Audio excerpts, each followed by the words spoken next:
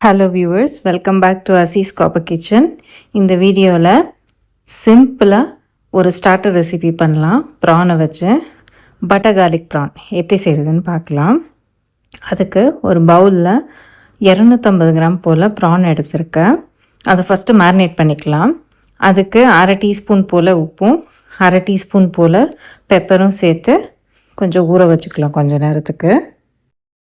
Next ஒரு பேனில் 1 teaspoon போல் olive oil சேர்த்துருக்கேன்.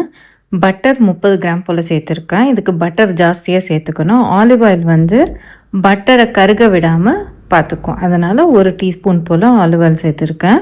பட்டர் உருகுனதோட 7லேருந்து 8 பல்லு பூண்டை பொடியாக கட் பண்ணி சேர்த்துருக்கேன். இந்த ரெசிபிக்கு பூண்டு நிறைய சேர்த்துக்கணும். பட்டரும் பூண்டும் இதில் ஜாஸ்தியாக இருக்கணும். பட்டரில் பூண்டு லைட்டாக ஃப்ரை ஆகணுமே தவிர கலரே மாறக்கூடாது. இந்த ஸ்டேஜில் நம்ம மேரினேட் பண்ணி வச்சுருந்த ப்ரான் இதில் சேர்த்துடலாம். ப்ரான் சீக்கிரம் வெந்துருங்கிறதுனால இதை 3லேருந்து 4 நிமிஷம் வரைக்கும் தான் இதை சாட்டே பண்ணணும்.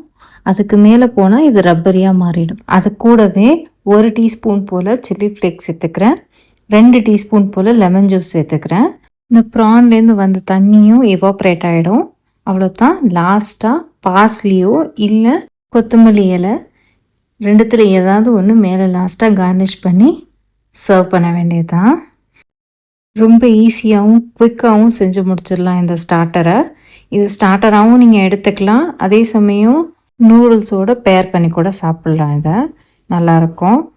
நீங்களும் இதை ட்ரை பண்ணி பார்த்துட்டு உங்கள் கமெண்ட்ஸை கமெண்ட் பாக்ஸில் கொடுங்க. தேங்க்யூ ஃபார் வாட்சிங். For more recipes please do subscribe to Aziz copper kitchen.